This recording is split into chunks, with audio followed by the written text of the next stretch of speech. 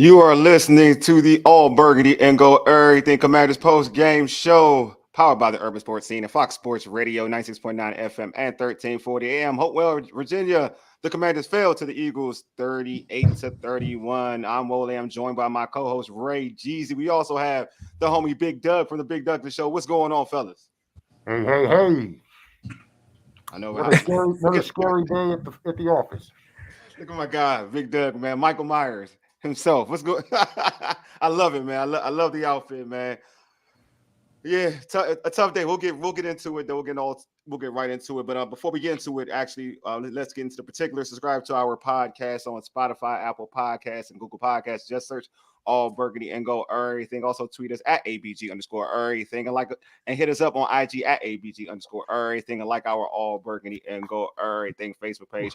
Do not forget to subscribe to our All Burgundy and Go Everything YouTube channel as well. Doug, I'm going to start with you, man. Like I mentioned, the score of the game, 38-31, offensive game. What were your thoughts on them, my man? Well, it was odd because they started out running the ball, right? And I thought, yeah, all right, good. This is what we've kind of been talking about. They short passes. It's the same thing to me. They kept with the game plan, and yet it felt, I mean, how many times did he pass the ball? I don't have it up right here. It was almost 50, right? Yeah. All week long, we're clamoring for more rushing attempts, and I thought we were going to get them there. I mean, and Robinson was running the ball well. Yep. I don't know what you're supposed to do here. Like, I don't know what you take from the game. I thought he called a pretty good game. There are a couple calls I didn't like, but I thought overall he put Sam in a good position to not be Sam from last couple of weeks, right? So interception was deadly. I mean, that you just knew that was coming. Yeah, right. I mean, it was time, but whatever. That's one of the better defenses in the league. So I don't know. You tell me. I mean, for me, I thought he called a good game. Again, he scored 31 points. I mean, in terms of an offense, I don't see how that's like. I'm not going to put that in the offense. The turnovers was deadly. Run the football, like you said, Doug. Like you want to see him run the football, but they scored 31 points. It's the defense, man. It's like you keep seeing it over and over again, hoping that over the last couple of weeks that things have changed. You got things that we saw, like for instance, in the first meeting, having Forbes on AJ Brown. Like we saw how that worked out. Like I didn't want to see him on him again. Like that's not a thing that you can put him on. Like I understand trying to get the young man some work, but that's not something I want to see him on AJ Brown. They had nobody on the field that could check AJ Brown, but I definitely don't want to see the young guy Emmanuel Forbes on him, and he scored two touchdowns on him. So I just think that it's a situation where I don't know what they're doing defensively, to be honest with you. I just don't know. Like you have the talent on the field, and you have this. You're giving up 30 quite easily throughout this season. And if you had told any Commanders fan that you have an offense that can score 30 points or 24 points or whatever it may be, that you would think your defense would be good enough to maintain, and they haven't been. You're right, and I don't. I texted my brother at halftime. He texted me one or two, and he said, "What's going on with the defense?" And I said, "They don't know what the defensive strategy is. I don't think they know what the game plan is." Yeah, like when they ran, what was it? The early, and it's odd. These games are always weird too. Early fourth quarter, they scored 17 points. Yeah.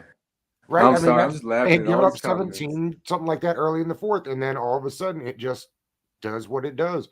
Where did you hear John Allen's name called today? What did he do? Nothing. Well, I mean, what did he do today? Nothing. What did Chase do? Nothing. All I heard was pain. To be real with you, from the line, all I heard was pain. To be real, Mayo got worked.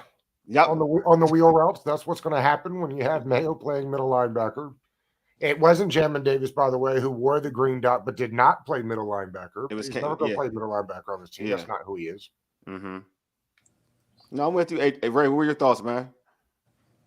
Interesting game. Of course, I love the energy. I told you before the game, I said they got to come out and they have to play different from how they played on the road last week, but they just came out flat. I was concerned during our pregame because Felix is like, man, I can't get a read on these guys. They all walk in flat as if just another day. But they came out ready to play in a game where you knew the home crowd wasn't going to be quite the home crowd because Philly fans were going to travel well, pack out your stadium. So I was excited with that. I think if you do that every week with the talent this team has, you don't have the record you have. So they didn't get out to a slow start. They got out to a big lead, and they forced 2 critical turnovers. Like everything you would want them to do to get a W today, I feel like they came out and did that. My only issue, real talk, I don't even mind the Sam interception. My only issue is that 4th down, Jack Del Rio chose not to blitz. He only brought the front 4 and gave Jalen Hurts how much time to throw the ball. If you're watching, nobody can keep coverage for that long. I don't care what team it is, what defensive players you have, their stars, whatever.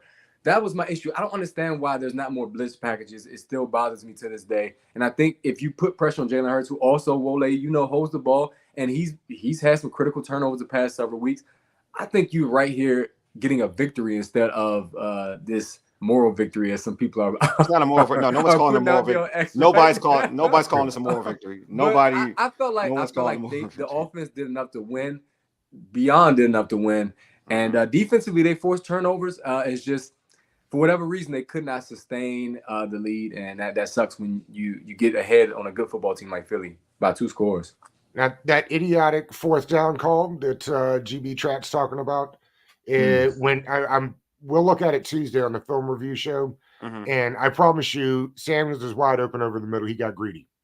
He could have had to, and not just that, but the 2 drops by McLaurin. That's were brutal. Yeah. Like, to say this was EB, again, without looking at it again, I think he had 2 calls that I think he'd probably like to have back. They were early in the game. That's right. 4th and 1 play.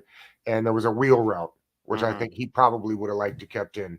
And to your point about the blitzing, it's odd. They blitz a fair amount. Like, they didn't blitz at all last year, and they blitzed a fair amount. I bet you they blitzed 10 times today, easy. Today they blitz more than they usually do this year. I mean, this game they definitely did. I saw some blitzing. I know. My issue with the Terry play, and Ray, you mentioned this on the chat, so I'm actually gonna pull this up. 2 individuals on the comments. Big super chef said the refs. The refs weren't good today. Also, George said the same as well. Don't you?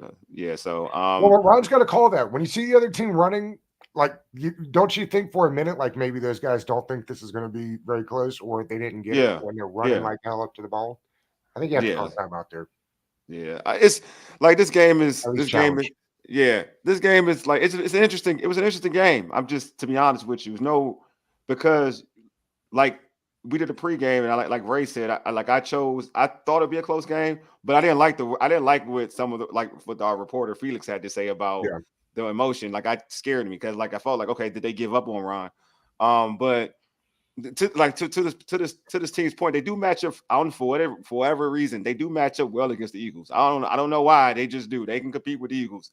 What Stank say if Howe played the Eagles every week, he'd be in the Hall of Fame already? He would, because he's putting up numbers back to back, seriously, back to back. And that's a team that you look on the talent side, on the defensive side of football, they got talent, but he puts up numbers against the Eagles. And EB, the last 2 games against the Eagles, has called a good game against them. But I want to get your thoughts on the offensive line. We'll get to the other stuff. The offensive line, there's a lot of changes in the offensive line. Larson, you saw Chris Paul now at guard. How do you think the offensive line held up? I mean, how many sacks did he have? It wasn't many. Not many. And really, when we went back and looked at the Giants game, that one, Dexter Lawrence wrecked them. And he's going to do that to folk. But he just did. And after he wrecked them early, then they'd start slide. Charles would get all excited about coming over to help out at the center spot. You could see, I think I tweeted out earlier today, it's like Paul is like 6'4", 325. The center that they put in is like 6'5", 320, which is interesting because I thought maybe this is, not to dip too far off, but I thought maybe we were going to see a lot of Chris Rodriguez. They brought the fullback. And again, I really thought we were going to play smash mouth.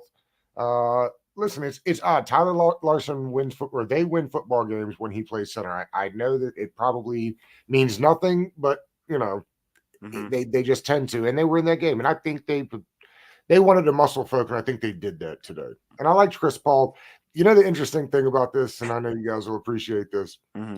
They're forced to make these decisions, right? They get pushed into making the right decision all the time. Like, they just love to put the St. Juice inside until they're forced to kick him out. And maybe he's better on the outside. They like last year.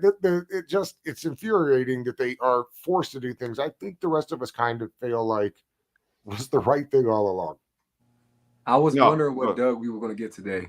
I Get the was real wondering Doug. when we get the press Doug, delightful Doug, or direct Doug. We getting direct Doug today. I know. I love it. I He love ain't it. playing no games out here. He No. ain't Hey, playing with the they said suckers, it's the man. fire sale now, right? So let's get on to the fire. The fire sale, yeah, man. That's something I guess we'll talk about. But go ahead, Wale. No, I was want to say like this. Well, into that.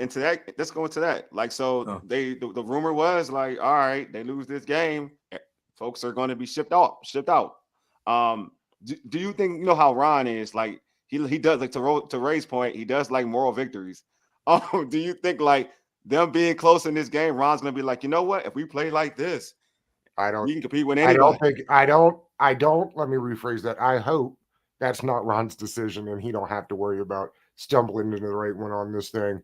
I think they'll probably tag Chase. Somebody said something about because of his not picking him as fifth, you can't tag him.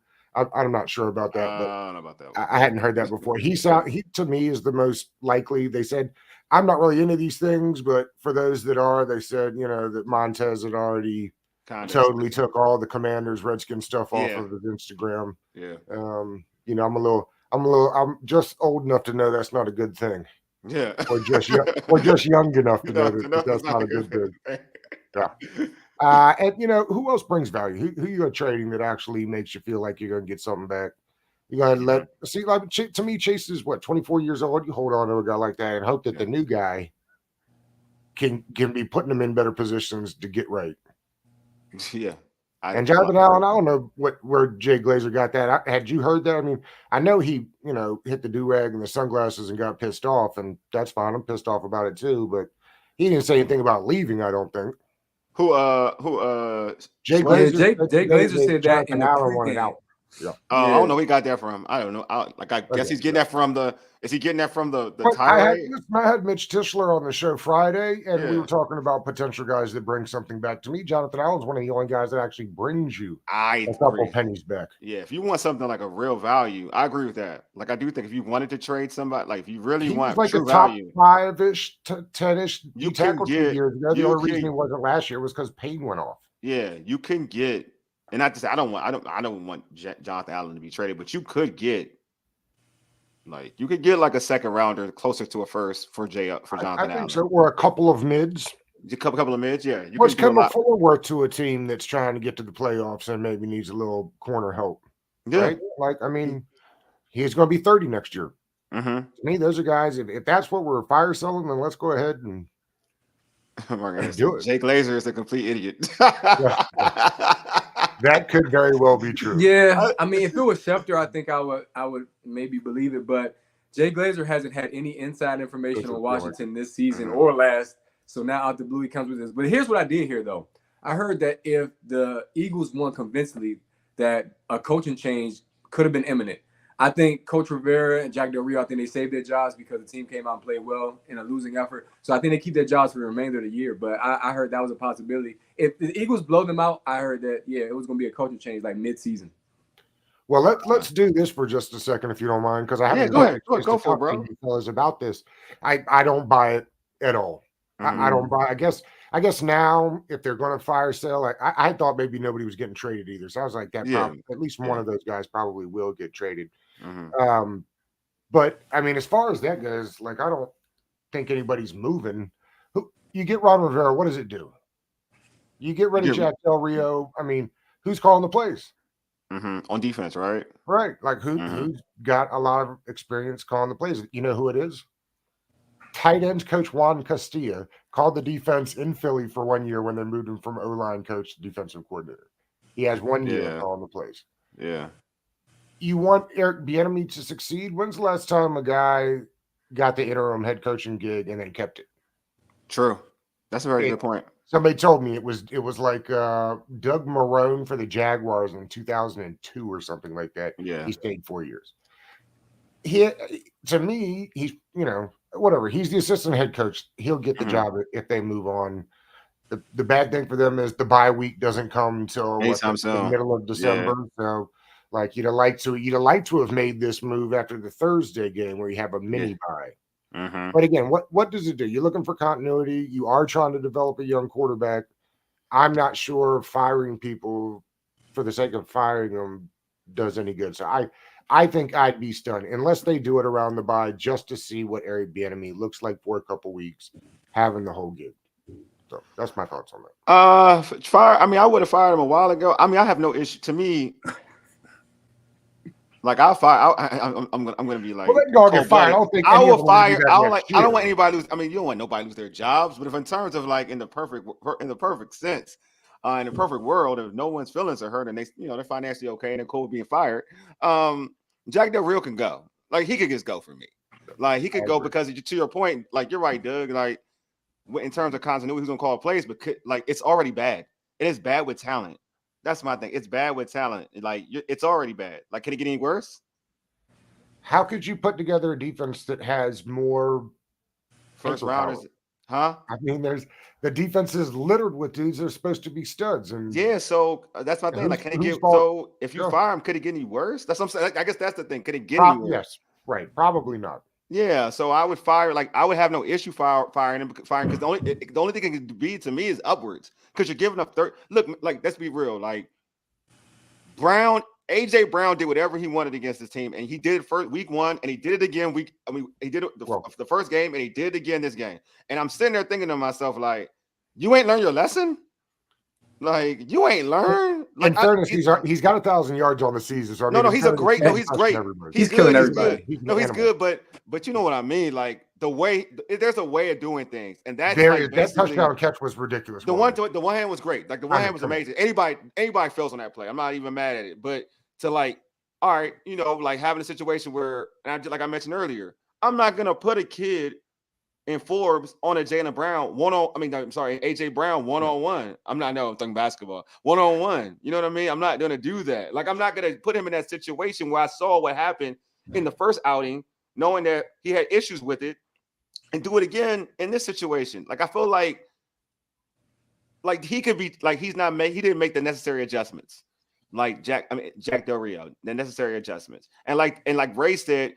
We saw, like Rachel said, bring more pressure to a Jalen Hurts, a little bit more pressure, because we seen the blueprint with the Jets. Like the Jets did it with losing both of their cornerbacks, and you can't hinder that. You can't hinder him with your starters.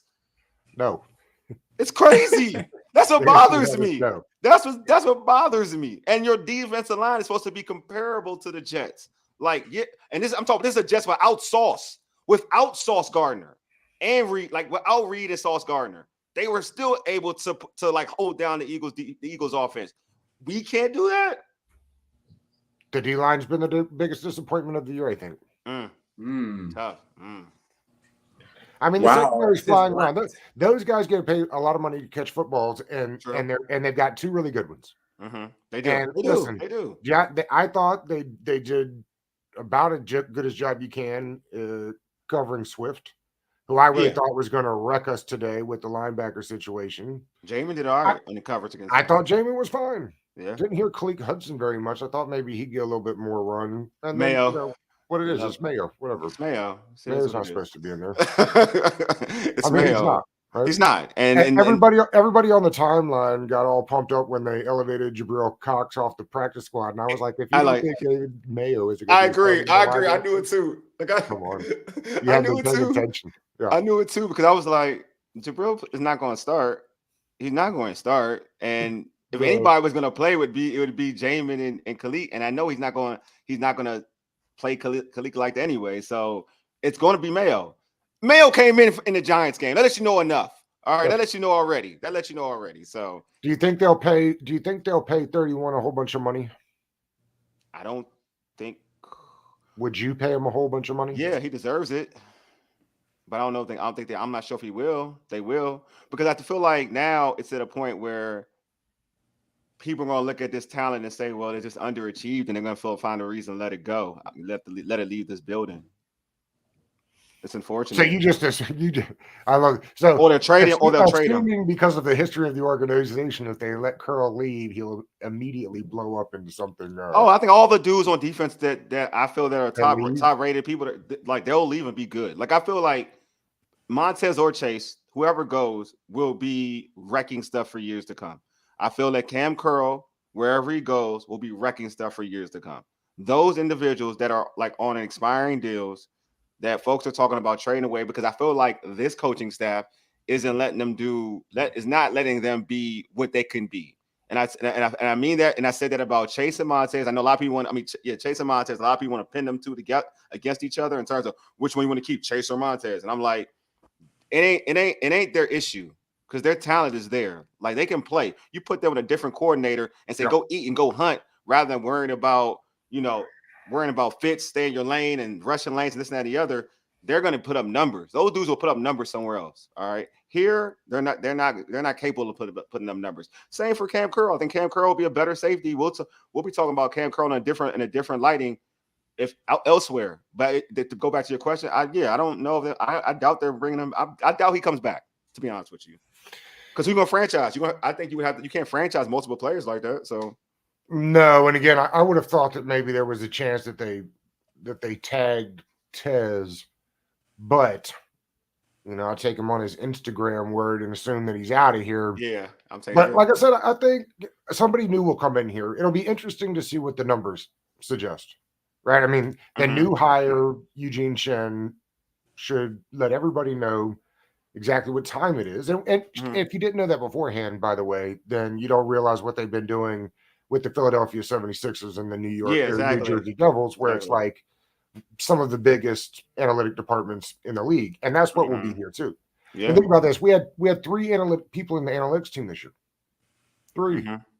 It's the smallest in the league. Small, yeah. So it will be interesting to see what the new guy thinks about the numbers, right? Like Cam Curl is a PFF darling. So if we're going to start going by the numbers, it could be they'll appreciate this guy more, right? I mean, it's like people hate, my guy Rant tells me all the time, I prefer sacks to pressures. But the point of pressures is they will end up becoming sacks. Agree. Totally agree with you. The numbers suggest that Chase Young is going to get you all kind of pressures. Yes.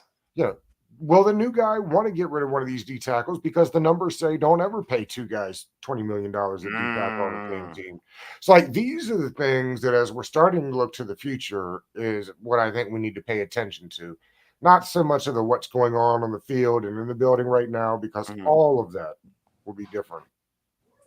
At least I'm checking the pulse of social media right now, and I'm also waiting for some post-game comments from Rivera. Right now, though, from what I'm seeing, I'm scanning, I'm listening to you guys too. But first of all, people think Eric Bieniemy gave this team a chance to win today, even though maybe he could have ran the ball a bit more. Sam Howell played excellent. And number 3, the officiating was sketchy. So far, not a whole lot of the defense can't stop anybody. They couldn't stop A.J. Brown, because A.J. Brown kills every team he plays against. I mean, he's got a now NFL record. How many games consecutive with 125 plus? 7. Yeah, there we go, 7. So appreciate you. So I think right now people appreciate the performance. I know it's not a moral victory. I'm not going there, but what I'm saying is everybody watching that game knows this team definitely put forth the effort today. And that's something that you can't always say. Like in the Bears game, everybody was questioning, like, does this team even want to be on the field? So they didn't want their season to just sort of die out today. And I think that that's something to be commended. So if we're on a positive tip, I'm hoping that you do sort of have a takeaway, like, okay, maybe this team can be productive. You got the Patriots next week. That's all you can do is look forward to your next game. You still got to win out in the division. You have to. There's no, well, we're not thinking about that. Yes, you have to, because you cannot lose any more division games. So I'm thinking maybe, one of these guys do go. But based on what I'm seeing, it's a positive vibe, and that's rare after a loss. And that's rare after any game, to be honest. Usually, even after a win, this team is like, they're still trash.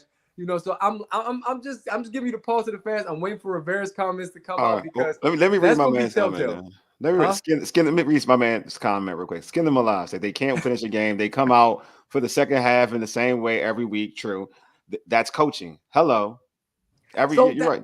Okay, so I want to ask you guys that, because I've seen both of you guys on X say this team under Rivera is always a good second half team. They usually They have been leading against Philly 2 times now, and not finished in the second half. Why is that? Brian Robinson got 10 carries at 5.9 a clip. And I bet you he got 3 carries in the second half. That'd be my guess. He got limited. No, I agree. He got limited carries. No, it's true. And I think that no Chris Rodriguez. I thought this was going to be a game where they gave him a bunch of carries. I think he got 0. Yeah, I felt like to a certain extent, I think that once the Eagles started creeping, I felt like there was a little bit of conservativeness. Like I think that tends to happen because they feel like there's some fear. There's a fear factor. That's my belief. There's a fear factor. So it's like in the second half, it's like how can we hold on rather than just take this W? You know what I'm saying? Like take it. Like it goes for it goes with like 4th and 1. Let's go to the 4th-and-1 play. You're trying to be a little bit too cute and trying to get like a passing play where just say, you know what, we're here to beat you up. It's 1 yard. I got B-Rob. Let's go. Man to man. Let's just get this. Let's get this. Let's see who wants this, who wants this more. And I felt like that's not that move. Them passing the ball was saying, like, you know what, we're gonna finesse this way through rather than we want to take this win. And I don't think and that's the whole thing. That being said, while they have Dotson wide open over the middle. No, I'm not saying it wasn't. Short play was there, but I know, but it's always an attitude. It's an attitude thing. I agree. I agree with this attitude thing. Just like, all right, for instance, let's go with last year, right? Last year, the Monday night game. The way they played that game was an attitude way. Like running the football was an attitude. You know what I mean? Like they weren't the most. Washington wasn't the most dynamic running team last season, but they had an attitude when they played the Eagles that Monday in that Monday night game. It was an attitude game. They were 3rd-and-1. They won't run the ball. You know, they were running it right at you. Offensive coordinator. Yeah, you look. That's why I didn't mention his name. Like we're in Hollywood. This is Halloween time. I'm not doing no candy, man. I'm not mentioning his name. I'm not mentioning his name, but I'm saying like it's an attitude. And I do, and this is the one thing about Bieniemy. Like, I'm agreeing with you, Doug. Is like compared to the other dude, but I don't think the attitude plays like that. Yeah, the other guy. Yeah, I'm not calling his name, but yeah, I feel like that's one thing he does lack is that attitude of running the football. And it's wild because he's a running back. He was a running back. Yes, I said that the other day. I agree. And it's wild, but he doesn't have that attitude of saying, you know what, I'm gonna take this like mano a mano. I believe in my guy more than your guy. Well, I said the other day, I think sometimes he forgets he doesn't have Mahomes back there. You know what I mean? Like, yeah, that too. He did say jokingly. He said jokingly he was heavily influenced by Andy Reid over the years, so that's part of what is definitely has been a bit stubborn. But for me, guys, 2 plays in the second half, because when you're playing a top team in the division and some think in the league right now, the margin for error is so slim. Yeah. And you had Sam Howell, who had a bad intentional grounding. I think that's something that he would want back. And then the blown coverage with Danny Johnson left Devontae Smith wide open. Those are 2 plays that you could have back in the second half that I think could possibly change the dynamic. I mean, it would, because the Eagles may not have scored a touchdown on that drive and tied the game up. So I think, again, you can't play mistake-free football, but at the same time, some of those mental mistakes you got to eliminate when you're playing a top team in a division, conference, league, whatever you want to call it. But overall, man, like I said, I'm not mad. I'm not thinking it's gonna be a fire sale. But yeah, my man T Living has showed up, Wole, by the way, and he said only thing I want to hear from Rivera is that he's fired. Jack Del Rio is also stepping down to be with his family. My man crazy, dude. My man crazy. I can't. I told you the coaches have been catching ire from the fans for weeks, and I don't think that part is going to change. I think the players put forth a great effort today. Just more players. Which players? You said players, you mean offensive players. I'm sorry, Wally. I just wanted to make sure I asked Rick. Where are you on Sam? How much more has he got to do before you draft and tackle in the top 5 next year or quarterback? Because they keep losing. I mean, that's what you'll do, right? You'll try to move all the way up and grab one. What does he got to do the rest of the way to prove to you don't need a quarterback next year? That's a tough one, man, because I feel like he's played well. He's still a rookie in my eyes based on the number of starts that he has. Me too. But I think it depends on Bieniemy. I think Sam has shown he's a quarterback in this league, man, and you want to have consistency. I feel like Bieniemy has to balance and give him an opportunity to make bigger plays down the field. He missed one early. He missed Pringle early. I think he's got to make sure that, first of all, you don't turn the ball over as much. He didn't turn over the ball. He had 2 turns today. He had 2. No, 1. Oh, he had 1. He only had 1 pick. Because I was thinking about the fumble at the end. Man, I feel like right now I'm okay with Sam. Sam is not like an issue for me. I just feel like he needs help, which I think EB gave him today, getting the ball out quicker. A lot of quick throws to start the game. I feel like he made him comfortable. Getting guys open in space, using your tight end. I think he checked down. If there's one thing I think he could do better is getting a better read on defenses. I think at times, if he knew what was coming, I think he would make better decisions in terms of making sure he hits that first or second read versus holding the ball. But today, he didn't hold on the ball either. But consistency, I guess, Doug, is what I'm trying to say. Because I like Sam. I thought he was a second-round draft pick. I didn't think he was a fifth rounder. So I'm a Sam fan. I'm just a little biased, because I go back to ACC football. DMV guy. Terps was in ACC for a long time. So been watching Carolina for years. So I'm a little biased. So asking me is probably not a good thing. But if you're gonna do it though, again, Wale, we talked about this. You're gonna go for Caleb at this point. If you're gonna switch quarterbacks, you better go for broke. I think Sam is good. No, I think that like for me, if you go, this is what this is what I said earlier. So Ray's referencing Caleb Williams. I didn't mention it. I was saying, and I'm a Sam supporter, so everybody knows that I'm a Sam supporter. I love Sam. But if we're talking about like trading the house, then yeah, you might as well like say, hey, you're going for Caleb. Like that's my thing. If we talking about a real fire sale, right? Then you might as well go all in. Like that's what I'm saying. Like if you're trying to win games, then yeah, you're trying to win games, then yeah, a tackle. Like that's the goal, to get a tackle. I agree with you, Doug. Like the goal is to get a tackle because I think you need a tackle for Sam because Sam has shown to me that he's that guy. I ain't gonna lie. I look at Sam as that guy. Like I just do. Like I feel like I asked it on X a couple of weeks ago. I think there were somewhere like 20,000 responses, and it was most definitely get a tackle. Yeah, get a tackle. I totally agree with you. I was actually surprised, because a lot of people like flashy things, but I was surprised. At least 90% of the chat was all in on one of these big tackles that are supposed to be so good next year. Yeah, they should. No, and I agree. I think that they should, but it depends. It's almost like it's the shiny toy that falls to you if you're that bad, right? It's like that thing. It's like you're not supposed to be that bad, but all of a sudden he's just there. Yeah, he's there. Like, and you're saying to yourself, like, I mean, he's supposed to be that one. So if you're that bad, you can't you can't say no. It's almost like I reference this, almost like when Randy Moss fell to the Minnesota Vikings. They had Chris Carter and they had Jake Reed. They didn't need Randy Moss. They had positions they need more than wide receiver. They was like, you know what? Everybody needed Randy Moss. Everybody, exactly. That's the point. Everybody needs a Randy Moss. If Caleb Williams is who you think he is, everybody needs a Caleb Williams, unless you have one of the other guys, right? If you're drafting 3 and Marvin Harrison Jr. falls there, do you take him? Yep, sure do.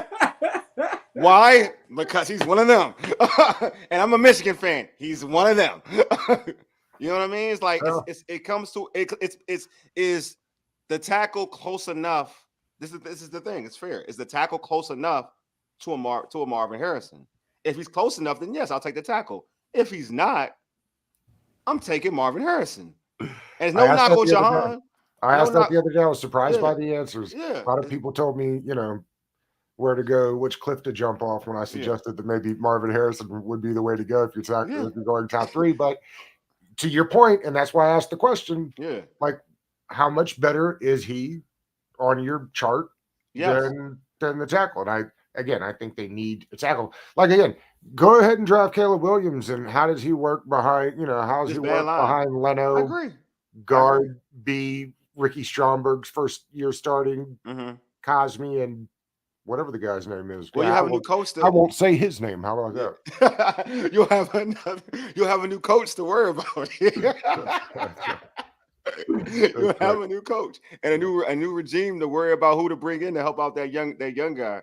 But I mean, again, it's not. Again, if you're asking me in a perfect situation, Washington is not the number 1 pick in the draft, then yes, tackle. You should really go tackle. Like that's to go back to your question. Yeah, Sam Howell is the guy. Like I don't argue that at all. I think that like every rookie young player struggles with deciphering NFL defenses. They hold the football. That's usually a rookie mentality. That happens in the NFL. Like I don't like usually I'm like, if for a rookie, usually like if you want a rookie to be successful, your O-line is typically dominant for a rookie. That way they can hold the football and like it's like coverages aren't as difficult. You know what I'm saying? Because you hold the football and people are getting open.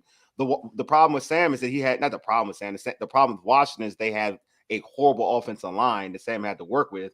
So now everything is raced up for Sam. You know what I mean? So yes, he's gonna if he holds the football, he's getting sacked. You know what I mean? Like we mentioned Jalen Hurts. Jalen Hurts has spent 3 years in the league. He holds the football. He has his premier offensive line. Yeah. You know what I mean? So it just depends, like how you build your offensive line for a younger guy. If, as they say, Bieniemy had control of the offensive personnel and brought in Wiley and brought in Nick Gates, and I mean, again, like where do we start laying blame on coaches that people are so high on? Because I'm fairly sure he's the one that brought those two in. Oh, I blame him for, and I'm an EB dude. I blame him for Wiley. I'm not sure. I'll definitely blame him for Wiley because that's his guy. He brought Wiley. He wanted Wiley, and it's bad. It was bad. Yeah, I'm not going to tell like that. He's not a star. Not a star in this league. I'm sorry. There needs to be a culture change, obviously, but quarterback, I don't think you need to change that. By the way, news around the league looks like Kirk Cousins tore his Achilles. I saw. And if that's the case, it's another reminder why having a quarterback that you can rely on and keep upright is so important. So offensive line will be critical, man, next year if you're going to keep Sam, no doubt, because Kirk Cousins has been hit a lot as well.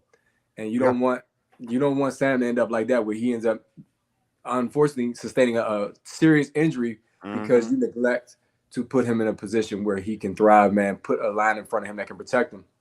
So, yeah, I'm with Doug right now, man. The tackle is probably the best thing. Oh, but at first round, if you see that great talent, like y'all talked about, it's going to be hard to pass up. It also depends on how you finish the season as well, right? Yeah, Atlanta got Bijan. They had a good running back. They saw Bijan Robinson, and they said, "No, what? We must have Bijan." True. Now, that's not a great example for me personally.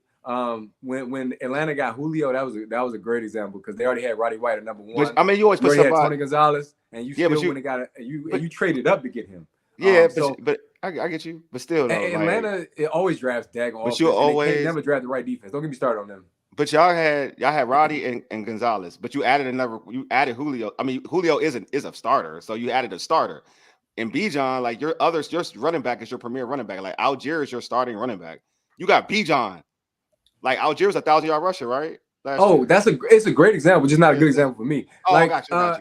Atlanta ran the ball by committee and did well at it last year. They didn't need Bijan necessarily, but you had to get him because he was so talented. Exactly. I'm totally with you on that one. I'm just Caleb Williams is that guy. Okay, Doug, my bad. What's your man's name from Georgia that Philly drafted? What's his name again? Sure, which one? They draft all of them. Yeah, they got two of them. I think the tackle both years, the Kobe Dean they had out there today is good. They drafted Nolan Smith this year. Right. What are you talking about? The tackles? He's talking about the D tackles. He's talking about tackles. Jalen Carter. Okay, there we go. That's who I thought Atlanta was going to take. I thought they were going to take Carter because clearly a team that can't get any sacks would take him. But you get Bijan Robinson, and I'm like what Wole's saying. I'm like, okay, I'm cool with that because I'm like, we got dynamic running back. So yeah, if you got a guy at the skill position who's the best player in the draft, you go ahead and take him. And you're a Ritter guy, right? You like Ritter, don't you? You like Ritter? You ready to move on? I like Ritter. He's young. He's like Howell's a little bit better than him right now, but they're going to have their ups and downs early on, like most young quarterbacks do early in their careers. So I'm okay with that. That's why I'm like, you got to be smart when it comes to your quarterback.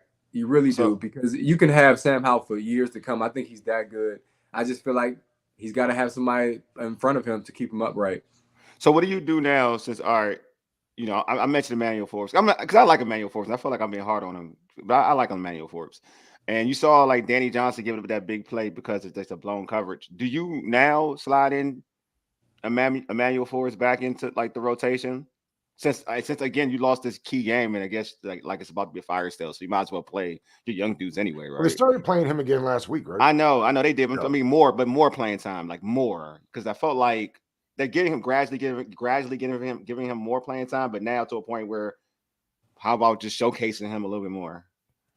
I mean, that's fine by me. Like I said, I think if you can get a 5th rounder for Kendall Fuller, I'd do it right now and just let him play. How about would you start Quan? Will you start Quan Martin now? Oh yeah. Okay. Yes, I'd start everybody that I drafted last year. Exactly. In the 5th round, I mean, good Lord. I mean, Ron really went there this year, right? And just told you he drafted folks that probably weren't going to play till next year. It's like, wow. That's crazy. Man. I like Forbes. Get Quan Martin out there. Get Forbes out there. I'd have Ricky Strom. The Ricky Me Strom. too. Why is Ricky wrong? Yeah, why? I can tell you why I think that it is. Because Ricky is a rookie too. And it's either on the center or the quarterback to make the calls on the offensive line and read the defenses. And what I'm assuming is they feel like a veteran president at center would be better right now as far as getting the checks and calls made. That's all I can assume. Because if not, you put him in there. Right? Agree. I mean, what? I mean, Larson's great and all, but he's just barely a starting level. I mean, that's not. And again, you drafted this kid in the 3rd round. Yes, The 3rd round. Get him on the field. I agree. I thought he was the one that was going to start. To be honest with you, mentally, when I heard that Gates was getting benched, but then I saw the clips and I was like, oh, it's gonna be Larson. He's a 4-year starter at Arkansas. Played under one of the best, under Sam Pittman, one of the best offensive line coaches that ever did it. Mhm. Like he either can play. To me, he either can play or he can't. I thought it was interesting. Like he didn't even get an invite to the Senior Bowl. They had like a 7th round grade on him. Mhm. So it'd be interesting to see what he is. You know, I don't know, but Yep. I'd get them all out there. Andre Jones didn't play today. Not KJ at Henry all. didn't play today. Like Cole Turner was inactive. inactive, and that's because he doesn't block good enough. I know. It's Like okay, as soon as though. Cole Turner wasn't in, I said they're going to try to pound the ball. And Yeah, again, but they really they did really know. didn't, but They I mean, really I guess- didn't know. I guess. Hey, Doug. you can't block him. Do you think fans should appreciate Cody Barton now, Doug? No, No. Because of Okay. I Mayo? feel like he played well against Atlanta. No, we should not. Cody Barton is the spicy mayonnaise I like it from Arby's. It's still mayo, but it's got a little bit of kick to it. All right? That's about. And I love the horsey sauce. So I mean, I guess maybe I appreciate it love now. the food reference. I love the food I reference. love it. I love it, man. So now the comments coming from players after this game is starting to trickle on X, and you got 2 responses by Chase and Montez that are interesting. Uh-oh. So Montez Sweat basically said, "I can't control the rumors." Now, yeah, I said Montez said that, right? He Montez cannot Sweat- flame. He doesn't have to flame the fire by cleaning his Instagram. Yeah, that's his fault. right. And then Chase says, "I can't control the rumors either, but I love being in Washington." So Chase yeah, 'cause wants he's to, from Chase here. Of course wants he to does. promote his commercials. He wants to be here, man. No. He still wants to be here. But it's sad. You guys bro. know this. He's You too talk to talented. plenty of athletes. A lot of them don't like playing where they're from. This is true. But he likes it, though. I'll say that Maybe. much. I met him. I've seen him in person. He likes it. He likes it here. He doesn't like it next to Allen. I'll tell you that. Huh? I mean, as soon as he got back in next to Allen quit performing. I do know that. I don't know. why. I agree. I agree with The that. two of them There's together something. don't gel well. I would have liked Yeah. to see them flip sides. That's not a Doug. bad idea. That's actually a good Doug, idea. you've been gone for too long, man. Chase loves Litos, bro. I'm telling you, man. He don't want to go nowhere, man. Hey, I love Litos too. If they'd like to sponsor the podcast, please holler at me. Yeah, we'll work it out. I love this. Big Hey, we I love got that, Jets man. Pizza coming to town, man. There's too many opportunities Oh, for man, I love it. endorsements I for love- Chase to leave town, man. Hey, But man. hey, Look at George, George. listen, George. I mentioned Cody Barton only because I think Doug, was it you that put on X? Hey, y'all didn't like Cody Barton. Now we got Mayo back here. You should appreciate. I thought that was you. That's why I asked you. No, that wasn't me. No. Oh. Nah, I that was me. I wanted Nicole Dean. That was me. That was me, bro. I was like, yo, Okay. after seeing Mayo play coming the game against the Giants game, I was They like, are- I appreciate Cody. They are. I'll tell you this: they are not fans of middle linebackers with melanin on the Commanders. Not a good fan. Not a good fan. I wonder why, You ain't though, lying. man. You ain't I don't know. I don't know. Maybe the defensive coordinator lacks some melanin and played linebacker. and play linebacker. I'm just saying. I don't know. That is so mystifying. It really is. I But kind of agree. I don't know. I just talked kinda about agree this with it. before the game. I said this roster is too talented to be in this position, man. We're talking about a fire sale, and I'm sure the rest of the league is like, we could definitely use some guys on that Yeah. roster, on both sides of the ball, man. So you can get value. I know that much because right now, You according think to- that that's true, Ray? You think the rest of the league values our players, or this is a homer thing where we value them much more than the league? No, I'm gonna tell you why. I know You know not what? you personally, Ray. I know I'm not you actually- personally. No, but let me tell you why. Because I had we had Breland on the show, NFL player, played Yeah. for somebody else. Love Bree. Yeah. Bree was like, yo, these dudes are dogs. He's talking about the defensive players. He was like, Allen, he mentioned them, Allen, Payne, even how negative people have been on Chase. He said Chase, he said Montez. He's like, these dudes can go. Well, you just Like, he named said 4 Washington. first rounders. But yeah, exactly. But I'm saying, like, but that's the people that we're talking about trade, like, and even Cam Curl, like, these are players that we're talking about trading. Like, these, like, they respect those players, like the players that we're talking about. So I'm saying, like, the players know how talented these individuals are. Now, collectively, it's a different thing about how they're being coached up and how they are as a speaking. The players, some of these dudes are like that. That's why it bothers me that this defense doesn't perform the way it needs to perform. Because I'm like, players know what's up. Like, they know what time it is when it comes to these players. Like, it's not, we're not blind by some of the players. I think we are blinded by other, like, low level players that think they're better than what they are. I agree with that. But I think the high level, the first rounders that Cam Curl's not a first rounder, but people love Cam Curl. Like, they think he's like players think he's like that. So I'm just saying, like, the first rounders, and also included players that we have all talked about being guys that we want to keep here that are like on expiring deals, or, you know what I mean, or they're first rounders, that they're valued by other players. They definitely are. Check this out, y'all. What? Caleb? That's Caleb Williams, bro. Caleb Williams. You can start seeing that every week until they win. You're gonna see it every week, though. That's different. You'll see it every week. What's the rankings? I'm curious. Who's the worst team in the league right now? Oh man, we're not even close.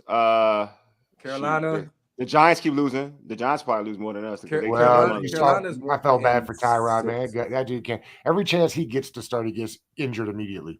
Yeah. I mean, immediately. Like clockwork. I feel bad. So you got the Giants. You got Carolina's pretty bad. We got a lot of bad teams. What do they do to fix it? Here, yeah, they should have promoted Jack last year if they were going to keep him, and that way they to like assistant head coach, and that way they could have promoted Chris Harris to defensive coordinator. I know, true. Kept him. To me, of all the big blunders, and there have been many, Chris Harris is the one. Chris Harris is the one. What did they do to fix it? Good question. Because I don't know if they can do it with the people in the rooms. I don't know if they can do anything, but people making decisions. Because it is what it is. Like, right? It's the same thing we've seen over the last some odd years under this regime. They're probably you tell fans then how to. I mean, it's not our job to tell fans. I understand that. We're doing a podcast. We'll do it anyway. What would you tell to the fans going forward? What is the expectation? They're going to lose these things. Keep rooting like there's only 17 of them. You got to root like crazy every week. What is the message, Wale, to the masses? Patience, right? It's patience, because you're going to. They don't have it, so it is what it is. Because I'm not going to tell them a lie. Like, we know the track record with this regime. Like, we know it. So this is going to happen. This is what I will say for the fan base. They will go. I don't look at schedules. I don't care about the schedules. I don't care who they play, whatever. That does nothing for me. I learned that from Ray. That does nothing for me. They will go on some type of winning streak. They will go on some type of winning streak in the point of the season to make people feel good. They will go on a winning streak. They will go on a winning streak. So if they want anything positive out of the situation, thinking that what to wait for that streak where they look good for 3 to 4 weeks. That's going to happen. I will say. And should we be excited about that as we lose draft position? No, but I'm just telling you what they should be excited for, because everybody likes a win. Everybody likes when their team wins. You know what I mean? Because it gives you hope. You're going to have hope. You're going to have false hope, right? So live in the moment. That's what I would tell them. Live in the moment. Because in the moment, you're going to feel decent. Like, you're going to feel good when you're going to start looking at the schedule and like, oh, they won this game. Oh, they won that game. Oh, what's the playoffs? What's the playoff season? Oh, they're there now? Oh, okay. All right. Then it's quiet. Everybody's cool. They calm. They don't want to jinx it. You know what I mean? They get in the game, and maybe they have one of the playoff slots. Maybe they get one of those. That's right there. That's your peak. That's when you get happy. Because then after that, they tend to go crashing down. Well, send me whatever edible you ate before you just said that, because I want one. The playoffs? Playoffs? I said playoffs. I said they'll get one of those playoff seeds, and then they'll drop down after that. That's all I'm saying. I think you got to focus on the potential for the future. You're going to have a new stadium at some point. You're going to be back in the district. I think that's huge. I think you also have a good asset in Magic Johnson to be a sort of the face of the franchise. He's a winner. And I think when he speaks after games, people listen. So I feel like just using the tools that you have, just saying this is a brand new start, y'all.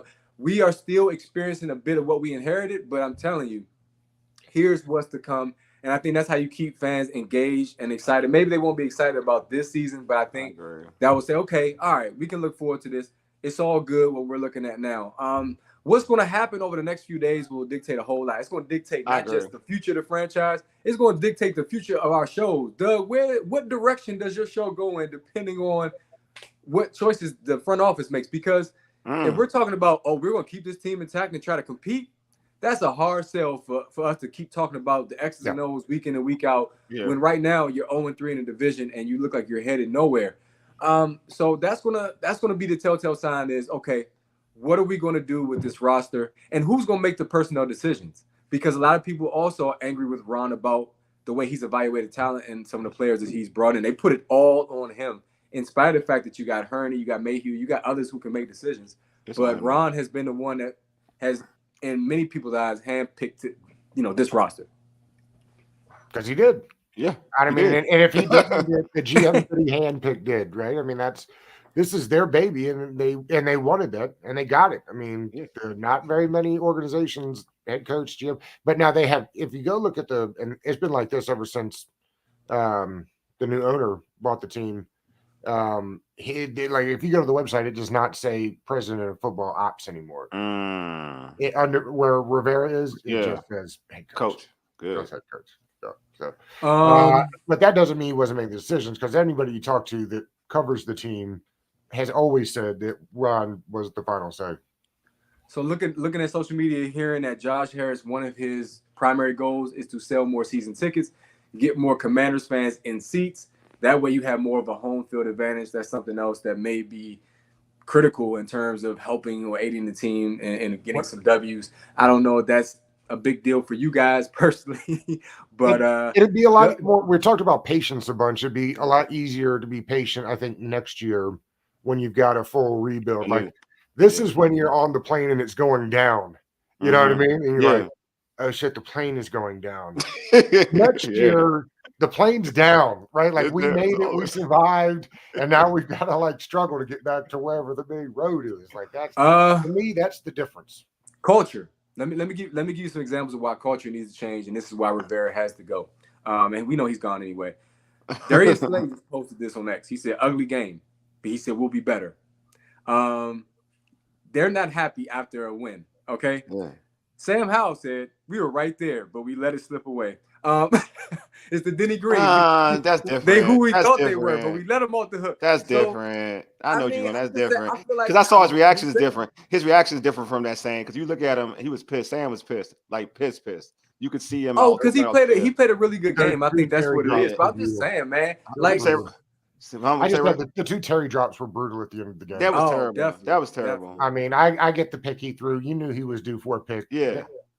Quarterbacks. I mean, he threw for almost 400 yards. Picks come when you try to put out those kind of numbers. Yeah. Listen, I know Terry would tell you he'd never make that drop again. Yeah. Two of them, it was brutal. Yeah. Brutal. I want to actually talk about that too, to be honest with you.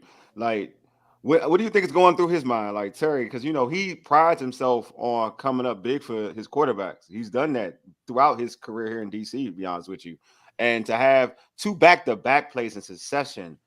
I know, like, at first, I know. I know they like Mark, like they were initially, like Mark Schreff was saying, like, the first pass was like Sam's fault. I was like, no, it's not. He just dropped it. Like, Terry catches that 24/7.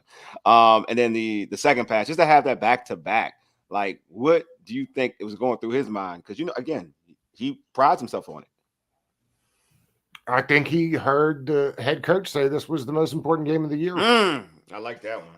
And he dropped some pressure on him. I like that. And listen, the best of them drop them. Yeah. His counterpart wasn't dropping them today. Like AJ Brown caught everything. It was everything. I mean, he went out of space and caught a couple balls today. Sheesh. Oh man. I mean, there's still hope for you guys. That's what I think Terry thinks. I think Terry looked at his game and said, damn. Say again, Doug. Sorry. No, I'm sorry, Ray. I'm just saying I'm sure he looked, and I'm sure he knows and feels terrible. Yeah. How can he not? I know. That's the thing that got me, because those are big plays. They need those plays, and could have checked. Because I was sitting there.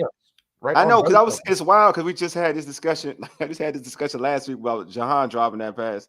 Like, and it's like now, oh man, like the guy that I even said, like, Terry never does that, would never do that. That's a pass that in that situation, Terry's gonna come down with it. And the play where, like, those are plays that they're easy. They're easy plays for Terry. No, they're easy plays for Terry. But I liked what you said though, Doug, is that your coach is putting all the pressure, saying this is the biggest game of the season, and we're like what 8 games. We're now 8 games. We're 8 games, 7 to 8 games in now. It was the head coach's the head coach put the pressure on you. Yeah, for the coach putting pressure on his players, and now you feel uptight. You feeling a little tight. I agree with that. That's a good point. It's a very good point. What you? I don't know. We're stuck in as my plane reference. We're stuck in a holding pattern right now. Yeah, like there's nothing that can be done. I still don't. This whole fire sale thing doesn't sound right to me. Who's selling the pieces off? Why on earth would Josh Harris look at the roster and what they've got going and let any of those guys make any decisions for the team he just paid $6 billion for? I wouldn't. Would you? Mm-hmm. I wouldn't. That's what I'm saying. Not. That's why I don't. I personally don't believe man in there real fast, right? Yeah, I agree. He could have had that dude in months ago. Mm-hmm. Or he could have waited till the season was over. He just happened to drop homeboy off 5 days before the trade deadline. Exactly. That's why it kills me, because I'm like, how can you trust this organization? Trust this regime? Excuse me. Trust this regime to trade to trade the one. Not even just like you can trade whoever, but to properly trade somebody. You know what I mean? Like, how can you trust that you'll get something fair coming back? You know what I'm saying? So how can you trust that? They trust this regime. You don't trust them with anything. Would you trade Terry for a first round pick? Which team? Which team? Depends on. I ain't gonna lie to you, Doug. It depends on the team, because that team is guaranteed to be a top 5. Let's say it's somebody picking in the mid-teens. No, I wouldn't. If somebody's greedy enough to get him who's within the top 5, though, we can talk. I hear you. They're all just what ifs, but I remember this was the conversation 2 years ago when the Titans got a first round draft pick for AJ Brown. Now, if we're going to go back into history, though, I think the Titans messed up. Like to have him back. Exactly. So it depends. Like to me, it's where that team is drafting at. So if I have a good opportunity to get 1 to 5, I could see myself doing it. But I wouldn't. I mean, I would. It'd be hard for me to trade Terry ever. That's the truth, though. It'd be hard for me to trade Terry ever. So in terms of this game, I'm gonna start with you. Ray. I didn't get Doug some time to chill out. Give me some positives. Give me some positives, Ray, out of this game, bro. Oh, most definitely. Of course, Sam Howell is a positive. I think even Eric Bieniemy is a positive, because I think it's a great bounce back week for him. He was being killed in the media and amongst the fan base for the game he called in New York. I want to give a shout out to the entire team for the energy that they played with. I thought that was necessary. Deron Payne is my last positive, man. He came to ball today, man. And he gave you a chance. Look, the first team to stop the brotherly shove, man. Got to give Deron Payne some love, because I feel like he anchored it today. Facts. And that was Big Phil in on that play. It was good to see him out there. Yeah, that's it. Yeah. So Doug, you, man, what's your positives, man? I do like the game that Bieniemy called. Yeah. I like whether they were forced or not. I liked Chris Paul at guard. They've been talking about bringing some nasty. I thought Chris Paul was nasty. Oh, he was nasty. He was nasty. When you watch back, you'll see. I mean, he was chucking dudes in that game. So I think he gets a lot of credit. Listen, this was huge. Imagine how big this was for Jahan Dotson after last week. Look at you. Look at you. You know what I mean? Like, he could have crumbled. Yeah. The same thing with the offense after that interception, or no, it was the penalty. They get that whack ass penalty that's like 1st and 25. Oh my God! Every game this year, I promise you, they crumble after that. And to get back in there and get it down the field, I thought like that to me was the biggest progression of the offense, is that when they had negative plays or off plays, it didn't just destroy the entire thing, because that to me was happening early in the year. And I'm with you. Deron Payne to me is the only guy on that defense that I wouldn't send off. Yeah. I think he still hadn't gotten to the best he can be. I don't think. I think he's got another gear left to go. So I'm with you on Payne. I was pumped when they signed him last year. I never thought that would happen with the 2D tackles, but I think it was worth every penny. And Curl was flying around again. Yeah, Good Curl's game for awesome. Curl. Yep. Yeah, So Curl. I agree. it was odd. This is another one of those games where they, Philly had 17 points and was down in the fourth quarter. Right. It's just another one of those weird games where it was like we were in that thing, and then all of a sudden you look around and we're not in this thing at all. So it was that's the frustrating part, because so many things work today. Like we could have a laundry list of good things from today, I think. Yeah, I agree. And yet, we're still here. We're here with the loss. For me, it's definitely the growth of Sam Howell. That kid continues to make plays. He could have, like we talk about Jahan, he could have pretty much took his stuff and went into a corner after that Giants game, and he came in this game against the NFC champions and put in work for the second time. Gibson did too. Gibson did too. Yeah, and Jahan, they all put in work. They learned. They bounced back well, and I think that's, in terms of the growth, right? He's showing you growth. And EB, like Ray said, EB definitely. Like folks, it's wild how this fan base is so negative when something is better than it was prior, and it's not just for one. It could be for anything, any situation, quarterback, wide receiver, not just play callers. But it's amazing where I feel like people tend to forget where they were last year compared to where they are this year. You know what I mean? We've been marching through the desert and we're thirsty, Wale. I know. We're giving us like seltzer water instead. I know, but I'm like, we gotta there are things that are better. Like there are things that are actually better. Like no one's perfect. No one calls a perfect game. No one throws the perfect pass. No one has the perfect run. No one sees as a running back, you don't see every hole that's out there, right? But that being said, Ray, real quick, Wale, if Howell has a bad game next week, I want him out of here. Exactly. That's what's going to happen. Like, that's going to happen, right? People are going to say he's not it. He sucks, this, that, and the other. And just for him to have that type of growth as a young player, to me, is amazing. EB, same thing. I don't want to be redundant in terms of like special teams. I'm gonna give some props to Joey Sly.